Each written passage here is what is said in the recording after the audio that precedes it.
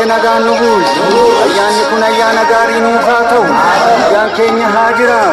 Nagaan keenya haa guddatu. Namni quufee haa bulu. Ni jedhee rabbaa jedhu. Ni jedhee waamnaa jedhu. Irratee rabbitti haa bulu.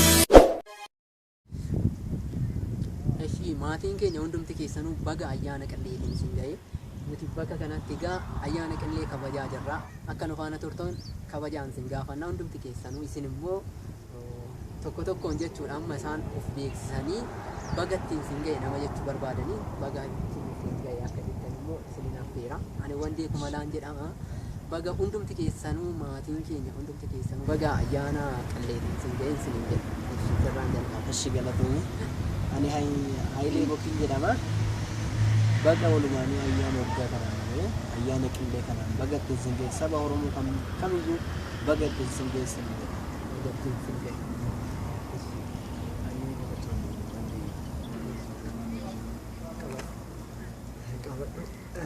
tole maatiin keenya fi hordoftoonni chaanaalii keenya hunda keessanuu baga ayyaana qilleetiin isin ga'e jechaati nuti iddoo kanatti kan wal argine ayyaana qillee waliin akka dabarsinu yaannee waan ta'eef isinis akka nu waliin ayyaana qillee dabarsitan kabajaan isin gaafanna egaa hundi keessanuu akka jaallattan abdii qabnaani ani ka hiriyaa wandee kumalaa shallamaa mul'een jedhamaani ayyaana gaarii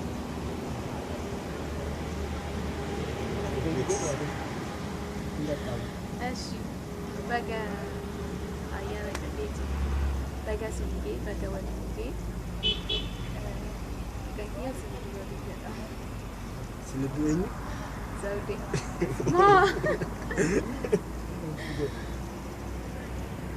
Bagattiin sinigee deemti kanuma Hacaaluu Bokii. Hacaaluu Bokii jechuun jaalala ilmaa keessatti ilma kuuwwan ture jechuudha. Eshi maqaan koo Gammachuu jedhama. Uummanni Oromoo hundi keessanii fi maatiin keenya hunduu warreen immoo daawwattoota chaanaalii kanaa taatan hunda keessanii baga keessan jechuun barbaada. Guyyaa ayyaana qillee yookaan guyyaa dhaloota Kiristoos kana lidatti isaatiin baga itti isin ga'e baga ittiin nu ga'e walumaan baga keenya baga gammadan baga dassin jedhe. Jaladooma.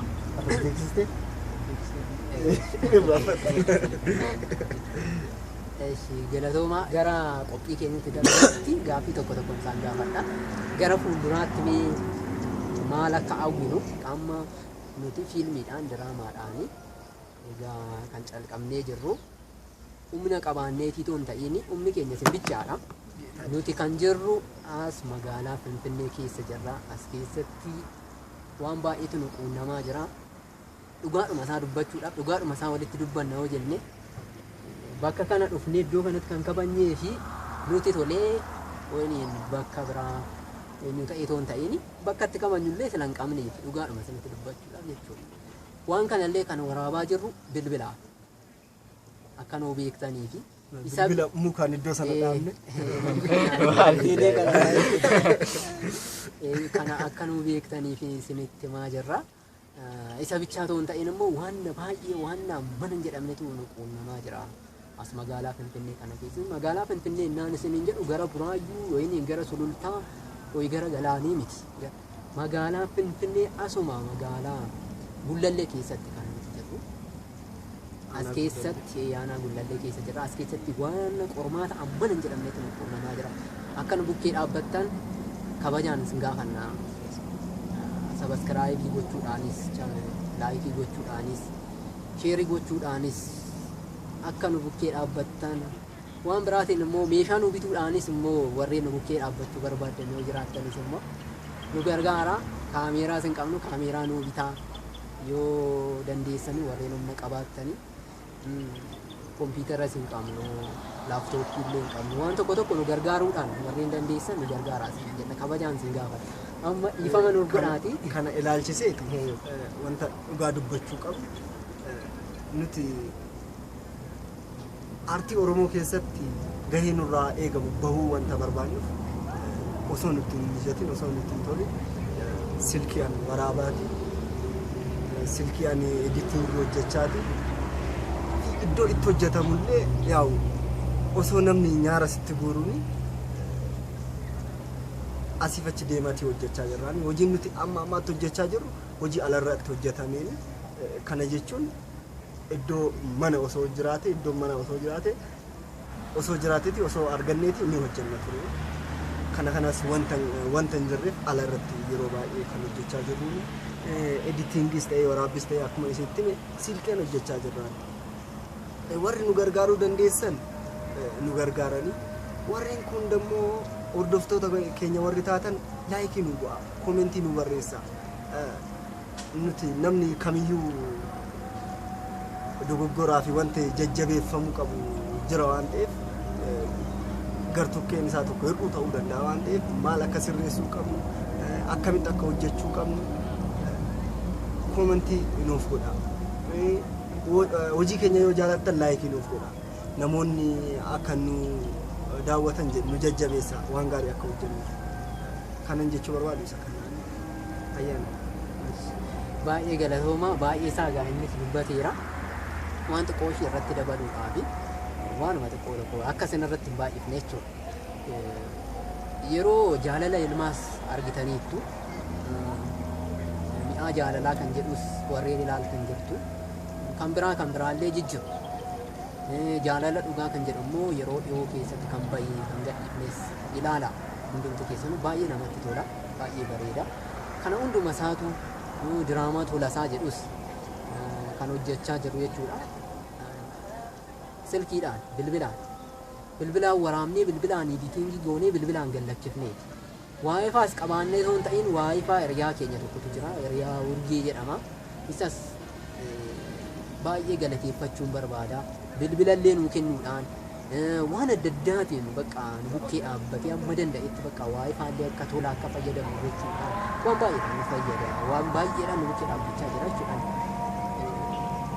isa galateeffachuun barbaada warreen biraas warreen nu bukkee dhaabbatan jabaadhaan isin iddoo guddaa qaqqabdu gana maqaa Oromoo ol kaastu warreen nuun jedhanis jiru warreen immoo akkasumas immoo Oromoodhuma ta'anii immoo akka nuti hin hojjenne ija keenya illee ilaalu warreen nu barbaanne illee jiru Oromoodhuma ta'ee Oromoo asuma magaalaa Finfinnee keessa taa'e Oromoo ta'uu hin ta'in Oromoo ta'e jechuudha isa kanaaf immoo ofirraa akka cabsinuuf immoo isin humna nuu ta'aa isiniin jenna humni keenya isin qofa Waaqayyo faana gara fuulduraatti immoo maqaa saba keenya akka waamsifnuuf aadaa keenya safuu keenya akka ulfaafinee addunyaa irratti akka mul'atu akka dhaabbatan kabajaa isin gaafanna isin irratti dheeressee dhiifama naaf godha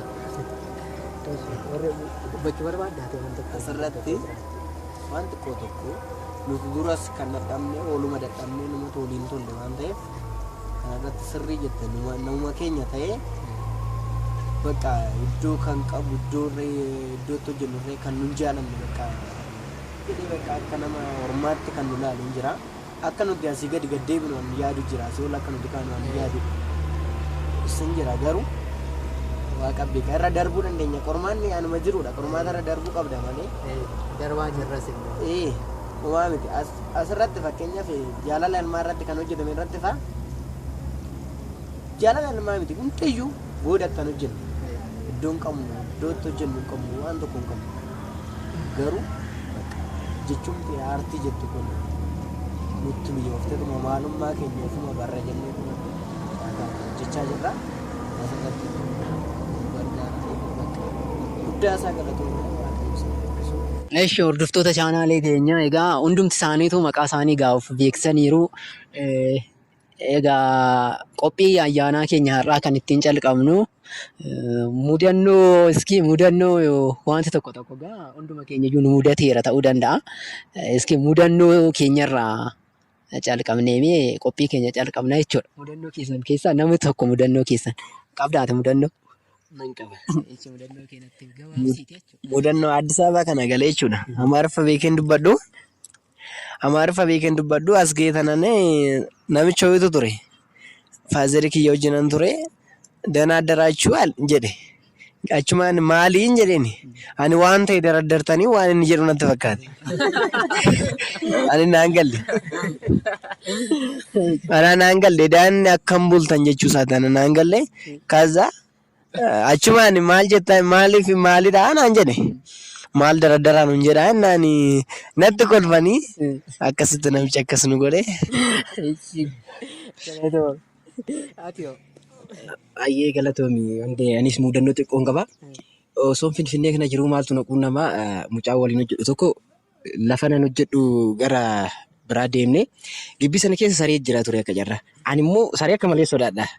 Sana booda gaafa gibbii seennu sareen hidhamaadha. Sareen hiikamee jira. Sareen kun si nyaata naan jedhe. Akkana saree sodaadhu waan beekuuf jechaadha. Sana booda maal godhi naan jedhamu mucaan kuni sareen kun waas nyaatuuf iyyuu fagag bal naan jedhe. Ani yeroo sanatti waan inni jiru bakka fagag jedheen kolfuun jammare bakka dhaabadheen kolfaa inni nagarees callisee biiroo seenaa. Akkasiin nyaanneef immoo Sareen akkasiin nyaanne fagag bal naan jedhe. Bakka ani sodaarraa fi waan inni jiru kolfa kun eegalee dhaabadhee suban sareen akka malee taa'aa jira. Sareen si nyaatu ati kolfi naan jedhe nama reeffate. Fagaggi balee jechuun kolfi jechuudha. Sana booda dhaabadhee kolfanii inni na bira darbee dhaqee hiriyoota kiyya wajjin hojjedhu kana waama. Isaan gadi ba'anii achi as na laalaa kolfu booda ufan beeke bakka ufan tasgabbeessee nan seenee bakka amma iddoo hojiitti akka carraa ta'e amma iddoo hojiitti fagag bal jedhanii na waamu ijoollee maatiin isaanii akka carraa ta'e. Maqaa kee ta'ee jechuudha. Maqaa koo ta'e fagag bal naan jedhu yeroo tokko akkasitti na waamu mudannoo kana na quunnamee jechaadha naan. Baay'ee galatoo. Sareen hidhamee jiraani waan arrifadheef malee sareen. Bagasi baasi. Ati hoy. Anunkaan mudannoo kiyya isi abjuu kiyya barii Yaadatti. na irraa abjuu kootu na irraa faana. Isin eenyu qaba mudannoo? Isin lamaan keessi. Mudannoo xiqqoo tokko nan qabaanis. Oo qabadhu kan. Mudannoo xiqqoon tun egaa Addis Ababaa dhufeen Amaariffa waan beekuun ture biyyatti Oromiif malee Amaariffa naasofnu. Osuma guyyaa tokko suuqii dhaqee akka carraa ta'e kubbaan nu jala dho'ee kubbaa hodhuudhaam suuqii dhaqe. Edaa marfee bitanii ijoolleen ergan. Ani marfee san lilmoodhaan suuqirra kaachaa ture. Gisee lilmoon jira gisee natti kolfu san ta'anii as garagalee. Lilmoon jedhaanii naan jette lilmoo gisee jedhee naan jette achumaan ani Amaariffan beeku lilmoo haallee wayin jedhee. Lilmoo haallee gisee jedhuun ishiin edaa lilmoo jechuun Oromiffaan natti kofal. Ani lilmoo jechuun lilmoo waan beeka akka Oromiffaan. Isaan immoo marfeedhaan beeku. Ani lilmoo Oromiffa waameen marfee haallee immoo Amaariffaan jedheen. Achumaan ishiin sanatti kofaltee maalatti kofalte sun hoggaan gara biraas isa kunatti kolfu. Giseen dhagee ijoolleedhaan jiru maqaa lilmoo maanii Amaariffaan marfeedhaan jedhe. Ofii kiyyaa ofitti deebi'een gana ofii kiyyaaf taasisabe kanuma mudannoo kiyya. Galatooma. Ati hin qabdu. Ani hin qabu. Abjuu kiyyaayyuu narraa fadhee deebiin anarree nu waan qabu asumatti ni guddadhees. Kanattu mudannoo reefu. Anaarra. Sirra gahee jechaa jiru anis immoo mudannoo wayii qaba. Mudannoo xinnoo wayiiti. Kan kee booda filmata. Kan akkuma akka ilaaletti nu kofalchiisuuf ta'uu danda'ani. Kan nu boochisuu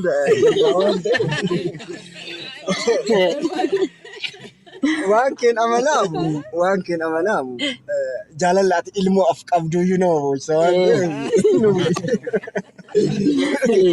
nu boochisuu danda'a booda filmata. Yoo haa ta'u jettaanis haa ta'u. Waan biraa nu affeertu. Waan biraa maal sin affeeru? Nutti nyaata. Fi sin bashannansiisa ta'eef jechuudha egaa. Ani gara Ambootti dhaladhee egaa ijoollummaa kootiin gara magaalaa Finfinnee kana dhufee magaalaa Finfinnee kanan dhufee tanan achiin sana booda yeroo inni dhufu mana daabboo banuudhaaf mana daabbootu hojjetamaa ture jechuudha. yeroo hojjetamaa jiru sanatti an afaan Amaariffaa kan jedhamu maal akka ta'e isaa maal isaa hin beeku anis egaa akkuma isin mudate anaanis na mudateera. Safaruma isaatiin Naannoo isaa yoo ta'e iyyuu hin beeku eessatti isa beeku. Saree kun xinnoo bare malee. Achiin sana booda namichi wayii balbala kan hojjetutu jira. Balbala kan mana daabboo sanaa jechuudha. Dhufeetii balbala sana rukutaa jechuudha. Naanni rukutu ani sareen giddii keessa jirti. Mooraa keenya keessa jirti. Saree sana gallakkisee tanaan ani saree biraan dhaabbachaa jira. Achumaan dhaqee innaan barrii jalaa banu namichi akkan ola innaan ola seene ushaan jedhe.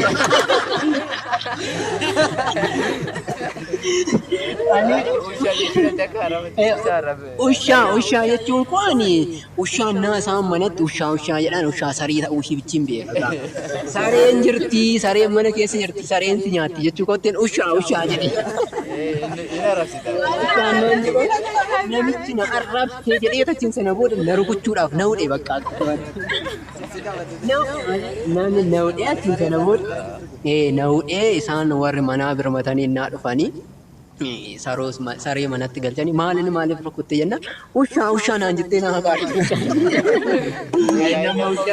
Sareedhaan mana isaanii kanaan dhufe hojii dhafan dhufe malee. Jedheen naa baaru isaati achi saree sanas gama ani maaliif akkas jetti naan jennaani ani ushaatu sareetu si nyaataa jechuu kooti malee isa baaruu hin jedhee achi natti kolfatu namichi.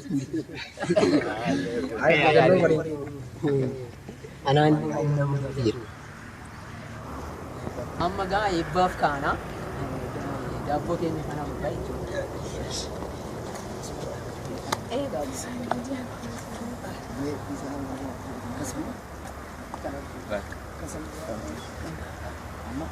Amma emi deebbisa sin eebbisa.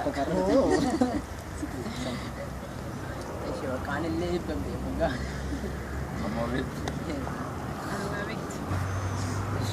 Biyyi keenya biyya nagaa ta'u. Oromoon nagaa ta'u. Bilisummaan nuuf haa dhufu. Ayyaanni kun immoo ayyaana kan nagaa, kan jaalalaa, kan gammachuu nuuf haa ta'u. Tokkummaan keenya nuuf haa baay'atu. Bakka jirru hundumatti Oromoon bakka jirrutti nagaan bayyee nagaan haa galu. Iddoon ani hir'isetti Waaqayyo haa guutu. Loof galcha. Waaqayyo nagaan nuuf nagaan nu haa bulchu. Waaqayyo tokkummaa keenya nuuf haa kennu. Waaqayyo Oromoo kana akka inni ol guddatu ol lalisu nuuf haa godhu. Waaqayyo hamtu keenya nurraa qabu. Isa jammarra fiixaan nuuf haa baasu. Bakka irratti rabbitti haa guutu. Naaf galcha. Ayyee kasin jettan tolaan nu agafu. Amaan diina agafu. Egaa ayyaana kana akkasittiin bareennee kabajuu keenyaaf Waaqayyo jaalala isaa nuuf haa baay'isu. Egaa uummata Oromootiif tokkummaa isaa kennee Waaqayyo akka waliigaltee tokko akka ta'u waliigaltee isaaniif haa kennu. Egaa hundumtuu tokko taanee akkanattiin akka bareennu kan nu godhe immoo maqaa Waaqati isaa galatoomu nutis immoo tokkummaa nuuf haa laatu. Kana irra ta'e waan itti haguutu. Amma egaa kunuunfaa magara daabboo murtii. Qamaa gafa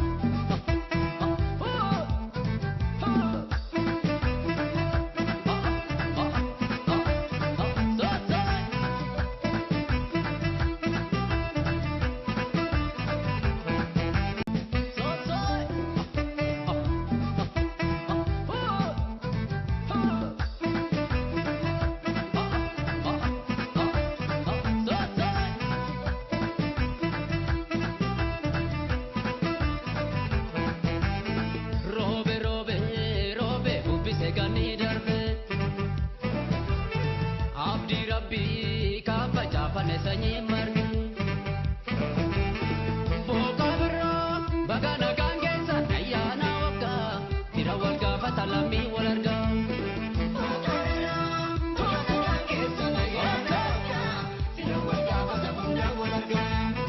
robe robe robe ubise gani darbe abdi rabbi kafa jafane sanyi margi bagana gangesa ayana waka tira walga fatabunda walarga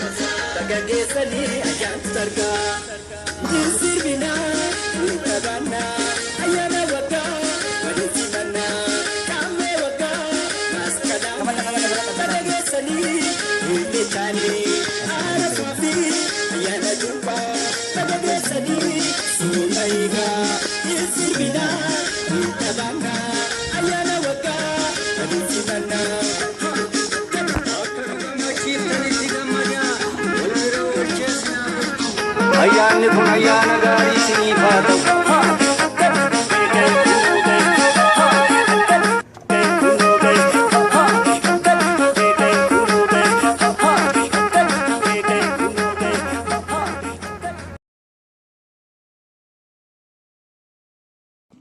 Eeshi maatiin keenya hundumti keessanuu egaa sabiskiraayib laayik sheer gochuudhaan immoo nu bukkee akka dhaabbattan kabajaan sin gaafanna. Sirbi keenya kana fakkaataa eenyummaa ta'e nu barreessaas ki. Anumatu sin mo'ate miti hunduma keessanii. Egaa sirba keenya immoo asirratti xumurreerra. Anaga. Murteessan.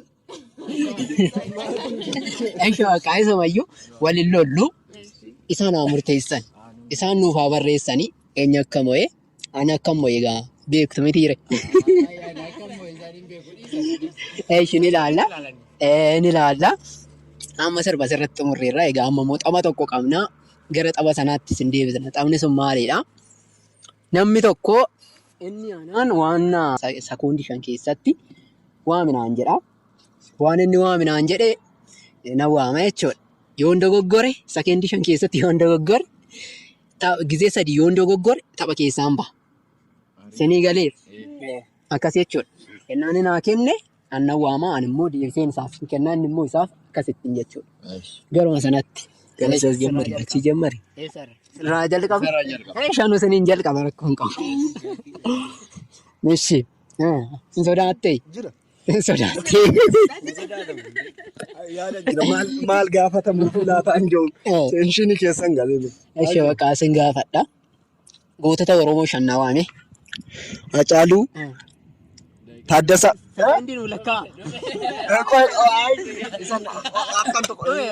Fiilmii afaan Oromootiin hojjetaman 5 waame. Wayyoo! Jaalala ilmaa. Kaayyoo. Eeshi lakkaa jira. Tokko jedha lakkaa hubadha. Isaaf kenni. Ati gaafadhu. Dafiiti sekoondii 5 keessatti namoota iddoo kana jiran 5 maqaa isaanii waan. Wende? Hacaaluu? Shimallis?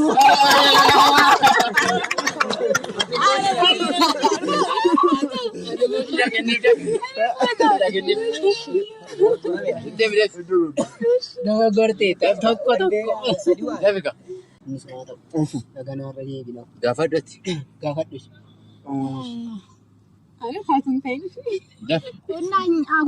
Ayyaana famma nyaanne kana dunuti.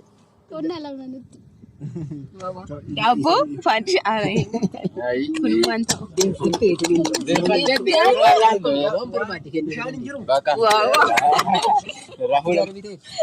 Nan beekaa waggaa darbe keessatti durbaa meeqa akka jaalatte maqaa isaa hin Dubartii tokko qofan jaalladha. nan beekaa hin dafnatti. Tokko qofan jaalladha.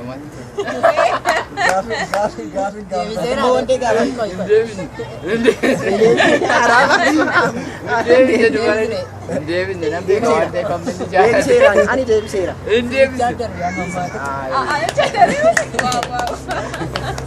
Wandee gaafadhu. Wandee gaafadha. Wandee mi'a iddoo kanatti fayyadamne 5 waa midhadhi. Daabboo tirii Dhabdeetta. Maaliif jedhe? Mi'aan jedhe daabboon minaanii dhabdeetta.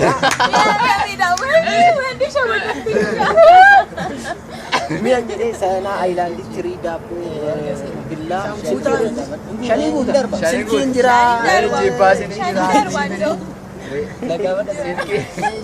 Gammachiisuma gaafadha. Eeshi maalan gaadhe nani yaa. Si gaafadhu kana si'a afur naa jetta walitti taasisa. Ayyallaa boollarraa boolla ayyallaarra naa jetta si'a afur walitti taasisa daftee fakkootee jira. Eeshi. Ayyalaa boolarraa boola ayyalaarraa ayyalaa boolarraa. Eeshi.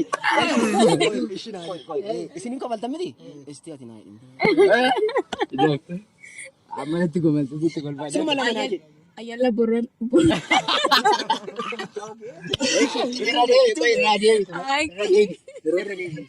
Ayal Mala Madayu. Alayya borra borra yara.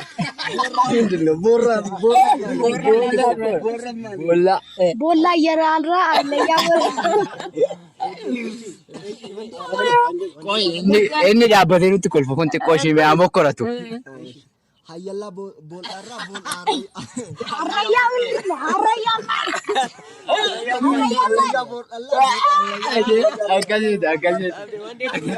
Eeshi wandeen immoo hin kolfoo baay'ee kolfaadha waan ta'eef sirriitti haa mokkoranii qooti. Karaan irra qaqqabde. Ayyallaa boollarraa boolla jara. Qoy obboleessi keenya tokko caafirra ta'ee yeroo hunda kolfa waan ta'eef sirriitti nu haa mokkoru. Ashi alayya bollarra bolla alayyarra alayya bollarra bolla alayyarra alayya bollarra bolla alayyarra. Asumaan gaaffii tokko shan qaba. Isarraa jechuudha. Isumaan tunatti kofalchiisee miti. Eshi maal seeti? Gaaffiin kootis gaaffii bareedduu takka. Maaltu jira seeti? Kurupheen buqqee baattee burqaa utaalte kurupheen buqqee baattee burqaa utaalte kurupheen buqqee baattee burqaa utaalte naa jetta gisee. Shan. Daf. Kurpen buqqee baate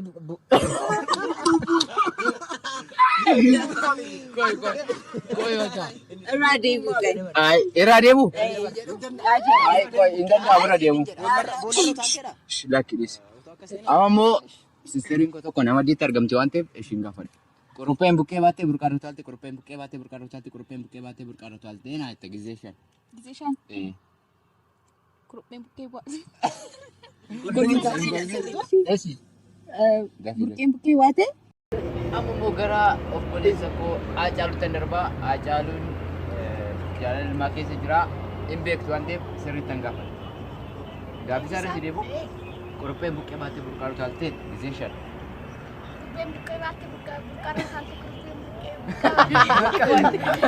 Garuu shallamaatti hin deemaa shallamaa baay'ee dhaabbattee kolfaa turte meesiin argamu isaanis. Kurupheen buqqee baattee burqaa utaalte kurupheen buqqee baattee burqaa utaalte kurupheen buqqee baattee burqaa utaalte kurupheen buqqee baattee burqaa utaalte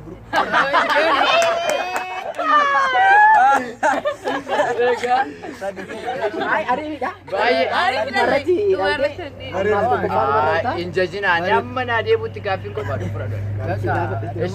Mee wandeen ofii miti ilmi kootu akkamti dogongoradhee baay'ee haaraa ture jaalala ilmaatti irratti agartanii ilmi isaa akkam dogongoradhee dubbachaa ture mees malaallaa. Qophaa isinis sirriitti kolfuudhaaf. Meenan deebisa jira. Meenan deebisa. Meera deebisa maal jedhu. Kurupheen buqqee baattee burqaarraa utaalte gisee shan. Kurupheen buqqaa baattee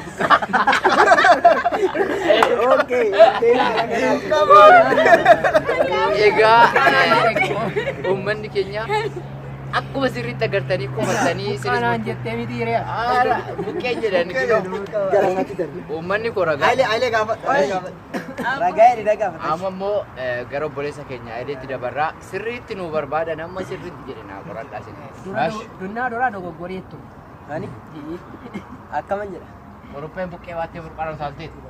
Kurupheen buqqee baattee burqaarraa utaalte kurupheen buqqee baattee burqaarraa utaalte kurupheen buqqee baattee burqaarraa utaalte kurupheen buqqee baattee burqaarraa utaalte kurupheen buqqaa.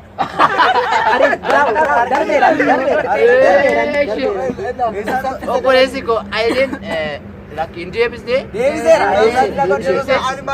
Ani deebisee jedhu. Eenyu murteessa? Isaantu murteessa. Nuti hin beeknu kanaafuu isaan laayikii godhan nutti immoo. Mee kallattumaan amma gaaffiin keenya asimarratti dhumataa gara obboleessa keenya wandeetta isin deebisa. Guddaa sagalatoomaa baga keessan bagatti isin ga'e baga gammadde. Ayyaana gaarii. Eshi galatooma akkasitti bashannantaniitu jennee taa'uu danda'a egaa. Yeroo dura amma immoo kan yeroo duraa dubbachaa turreeyyuu gara sanatti isin deebisa. Yaada keenya addaan kunnee turreeyyuu gara yaada keenya duraatti isin deebisa. Gara obboleessa keenya Taaddasaatti isin geesse yaada isaan akka ibsatu. Ayyee uummanni Oromoo hunduu ulfaata galatooman jecha gaaffiin kiyyaanan dura jechuu barbaade akkuma agartan wanti nuti asitti hojjechaa oolle hundiyyuu silkiidhaan kan waraabbamaa turedha. nuti kan wal geenyeef walitti ga'uun keenya aartiidhaan rakkoo Oromoo dhiphachuu rakkoo Oromoo ifatti baasu addunyaaf agarsiisuudha. Haala kanaan wal hisaabnee wal keenya jira. Aartiin egaa waan nurraa cabse beektu aartiin caallatee guddaa jirti waan nurraa cabsaa ture. Ammas rakkoo Oromoo irra jiru karumaatii cabsuu waan barbaannuuf isin uummanni Oromoo abbootiin qabeenyaas taatan hundi keessaniyyuu nu bukkee dhaabadhaa nu gargaaraa waan humna hin qabnu akkuma agartan alatti teenyee waan kana hojjechaa jirra. Adaraa nu gargaaraan isin jedha. Nu waliin ta'a nu jajjabeessaa galatooma.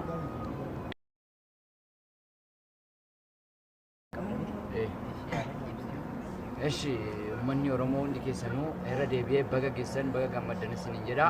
Ayyaana guyyaa dhaloota Kiristoos kana waliin kabajuu keenyaaf baay'ee dasmidee. Egaa wantoonni nu mudatanii fi wantoonni nu rakkisan amma iddooma kana teenyee kabajuu keenyaaf ija baay'eetu nu ilaala. Wantoota baay'eetu nurra gahaa jira. Kana malees immoo akkuma amma isinitti himaa turre sirkiin keenya iyyuu sirkiin itti waraabnu nu jala adda citee ganaa sirkii biraa qayyaruudhaan isiniif dhiyeessaa jirra. Rakkoo guddaa qabna. Magaalaa Finfinnee keessatti immoo yeroo itti tajaajila kana kennuu qabnerra waan geenyee kun immoo rakkina keenya ta'eef abbootiin qabeenyaa Oromoo taatan hundi keessan adaraa isinitti ilaanna.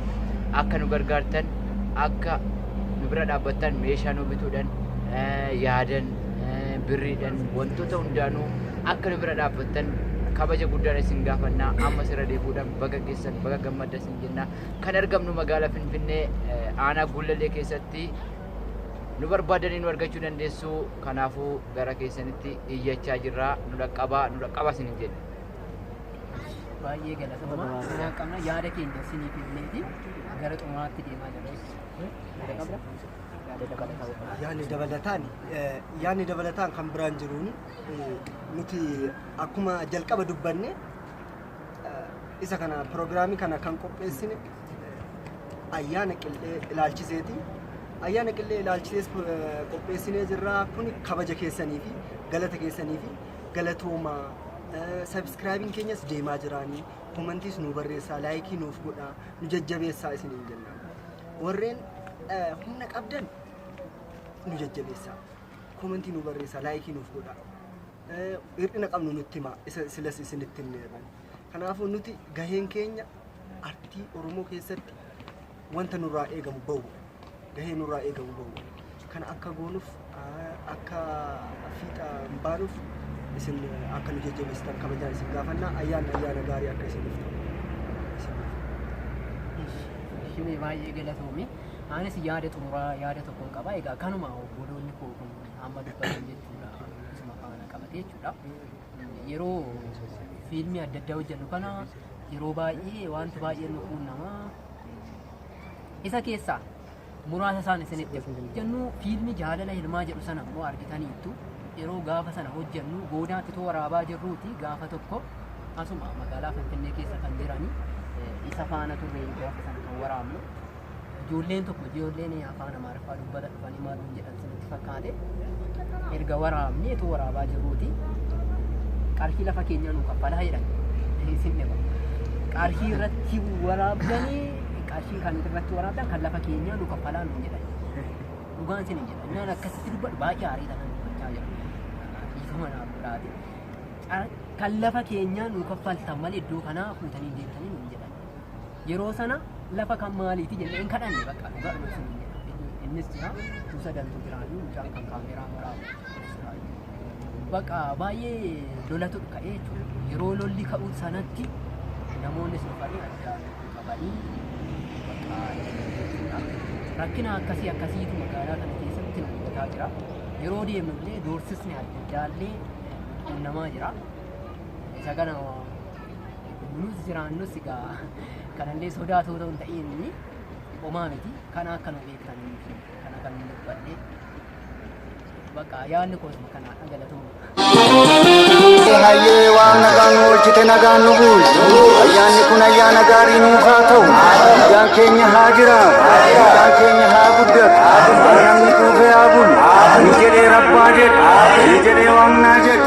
Eebbatee rabbitti haa bulu.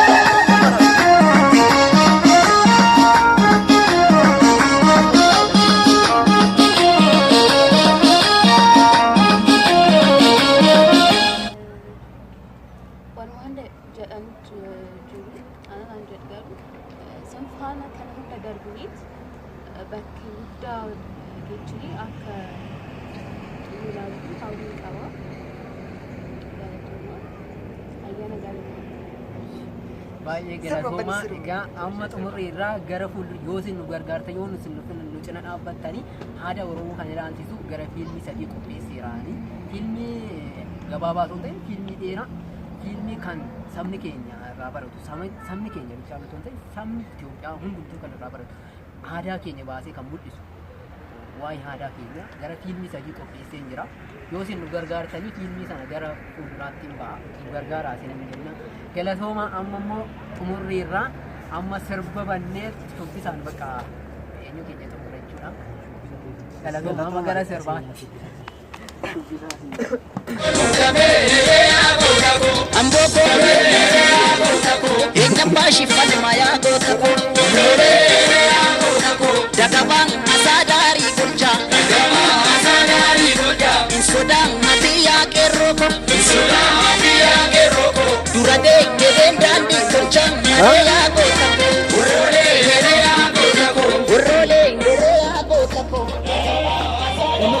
Ayani kawakau kae bagage sani bagalunge Bilkis nagalu fatau Kandufus nagalu nagau Ayani kawakau kae bagage sani bagalunge Bilkis nagalu fatau Kandufus nagalu nagau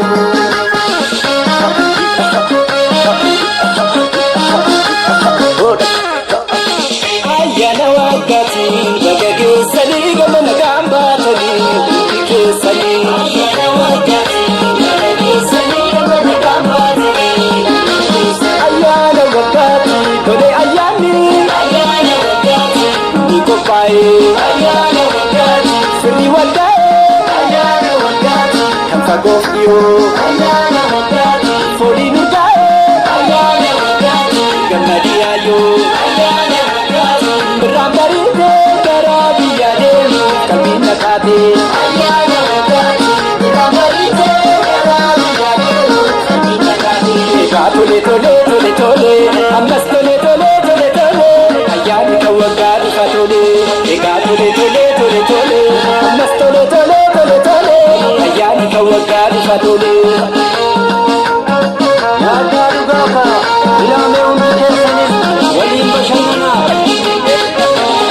Baratu kufa gabina Rambari te kutam kabana Lalamiko ayana waga Bagage sani ayan targa Baratu kufa gabina Rambari te kutam kabana